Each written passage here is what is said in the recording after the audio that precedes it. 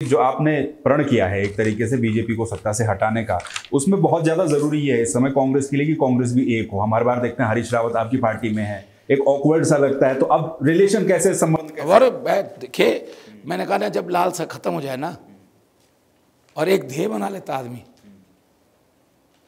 जब एक ध्येय बना लेता आदमी, एक गोल बना लेता है कि नहीं मुझे ये करना है, तो उसके लिए फिर जो साम दाम दंड भेद जो करना होता करता आदमी।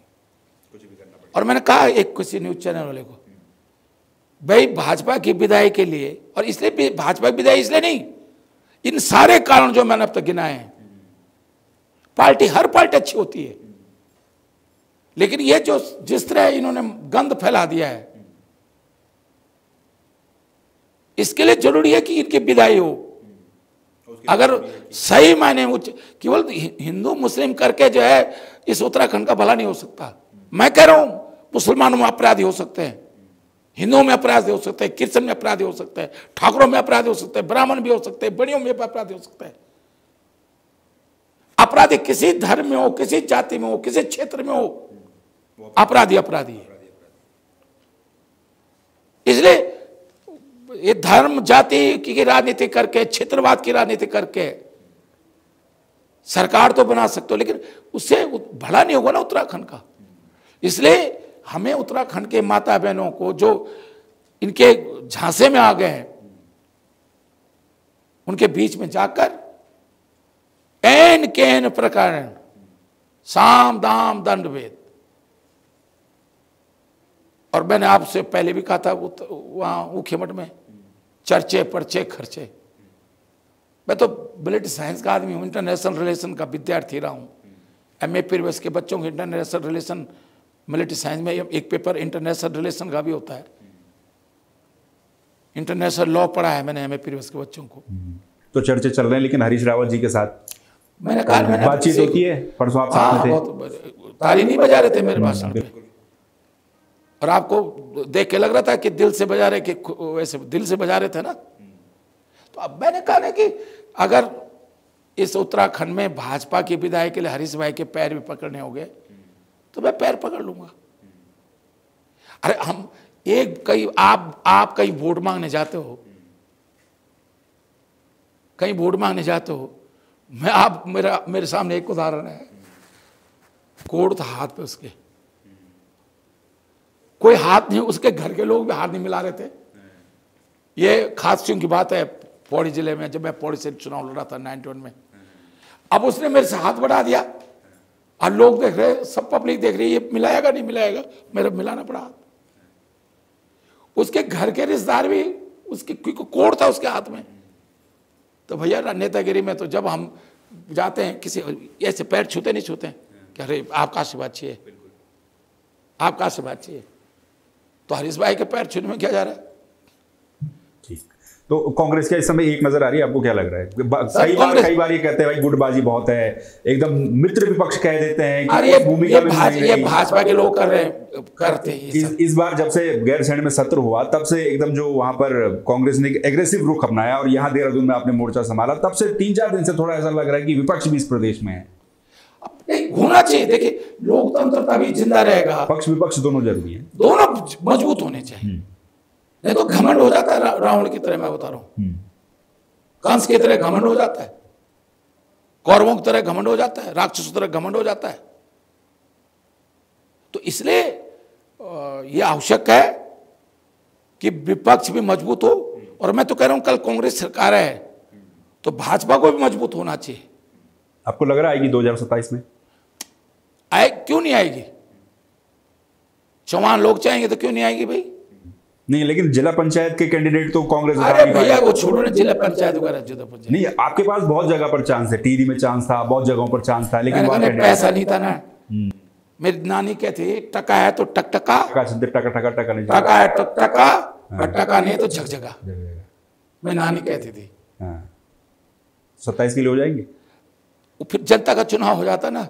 ये चुनाव तो ऐसा है कि भैया माफ करना, मेरे एक रिश्तेदार है तो बीजेपी से प्रमुख बना। अरे कंडार जी का लड़का राजीव परसों आया था घर पे आशीर्वाद लेने के लिए। तो कह रहा मौसा जी बस हाथ छोड़ो, ये चुनाव है। तो मतलब आप एक तरीके से आपकी रिश्तेदारी है, अरे वहां से भी एक नेता उन्होंने भी अरे ठीक है ना, सेटल कर दिया। हम मैं क्या कह रहा हूँ, राजनीति को सिर्फ राजनीति तक होना चाहिए, रिलेशन अपनी जगह, रिश्ते अपनी जगह होने चाहिए। कन्यारी जी कांग्रेस में होते थे, मैं बीजेपी में होता था, मैं ही बीजेपी में लाया उनको 91 में। लाखराम जोशी लड़ते थे, लाखराम जोशी को मैं टीरी भेजा, उनको देवप्रयाग लाया। फिर बाद में मैं बीजेपी छोड़ दी, वो बीजेपी में रहे। तो इससे कोई नहीं है, मतलब ध्येय सही होना चाहिए।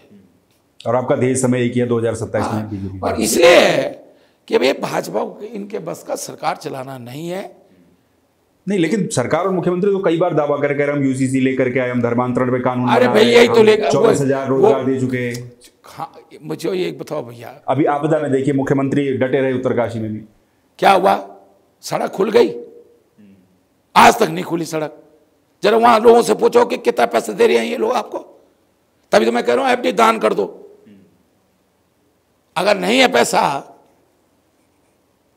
तो भाजपा तत्काल प्रभाव से जो है, मैंने कह रहा हूं दान कर दे एफडी। जरा वहां पूछो लोगों से। अभी जोशीमठ के लोग परसों मेरे पास आए थे, मैं जब केदारनाथ के अंदर, केदारनाथ में आपदा आई थी, तो आप भी जो खुले रुद्रप्रयाग जिले के हो, पूछ लो ना रुद्रप्रयाग के लोगों से, जो एक ही मकान था माना और 3 भाई थे। नियम क्या है कि एक ही को रात राशि मिलेगी एक मकान में। हाँ, मैंने तीनों भाइयों को परिवार, अगर उनकी शादी होगी तो 3 परिवार हो गए, अलग अलग हो गए। उन तीनों भाइयों को मैंने अलग अलग सहायता दी। होटल को नहीं दी जाती थी, मैंने होटल को भी दी। और ऐसा नहीं दी कि लाख भिखारी उतरे, 1,20,000, 1,30,000। अगर उसका जो है 1.5 करोड़ का होटल था, 2 करोड़ का होटल था, 2 करोड़ रुपए दिया। यहां जितने धराली में जितने होटल जितना टूटा है, जितना मुआवजा, आपके इंजीनियर आकलन कर लें कि इसके इतने कमरों का होटल था, वो दे दें उसको। लेकिन अभी जोशीमठ में अब तक नहीं दिया भाई। तो क्या करना वो ट्रैकिंग करके, तो मैं इसलिए नहीं गया अभी तक कि भाई हम व्यवधान नहीं बनना चाहते। राहत कार्य में अव्यवस्थाएं होती हैं, ये जो करे ना सरकार को करना चाहिए जल्दी जल्दी। मैं तो जब 91 में भूकंप आया था, उत्तरकाशी 6 महीने रहा मैं वहीं उत्तरकाशी, पूरा घूमता रहा, पुरोला, बड़कोट, उधर पूरा प्रतापनगर, टीरिका, घनसारी, पूरा ये घूमता रहा। जब अभी 2013 में रुद्रप्रयाग में 9,500 लोग मरे थे, तो मैं 1 साल, जबकि मैं विधायक रुद्रप्रयाग का था, लेकिन 1 साल जो है उखीमठ में डेरा डाल के रखा।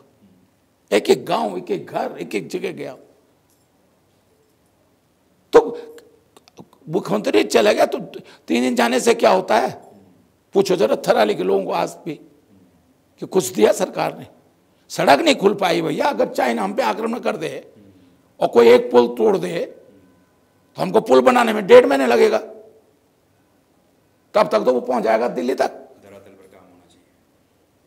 कैसे टेक्नोलॉजी है तुम्हारी, आपदा प्रबंधन की बात कर रहे हो। युद्ध सेना पे तो ऐसी टेक्नोलॉजी होती है, युद्ध होता है, कोई पुल टूट गया, ऐसे वो होता है कि नेट कसा और 4 घंटे में पुल टैंकर चल गया। ये अब तक नहीं तैयार कर पा रहे। अच्छा, इसी से जुड़ा हुआ है क्योंकि लास्ट है इस सवाल ये, अब आजकल सुखबुगाहट फिर तेज हो गई कि भाई उत्तराखंड में 5 जो मंत्री पद खाली हैं इनको भर रहे हैं। आप खुद मंत्री रहे हैं, कैबिनेट में एक लंबा समय गुजर गया, 4 साल होने को है, 6 मंत्री हैं अब, पहले 2 थे वो भी हट गए। हाँ, इस असर कितना पड़ता है इसका? कुछ नहीं होगा। कारण क्या है, अब क्या करेगा कोई आदमी जब मंत्री बनेगा, वो 2-4 महीने तो उस समझने में लगेगा, लास्ट के चुनाव का टाइम आ जाता है, तब तो बनाना ना बनाना बेकार है। अरे मुख्यमंत्री पे इतने विभाग होने की, मुख्यमंत्री पर ज्यादा विभाग रखने नहीं चाहिए। वही कह रहा हूं मैं कि ओवरलोड हो जाते हैं विभाग। नहीं, कारण क्या ना, मुख्यमंत्री पे बहुत सारे काम होते हैं।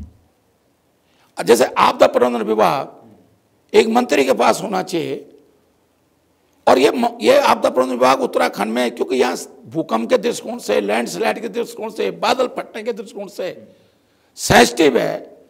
यहाँ पीडब्ल्यूडी की तरह बड़ा विभाग होना चाहिए, सिंचाई की तरह बड़ा विभाग होना चाहिए आपदा प्रबंधन।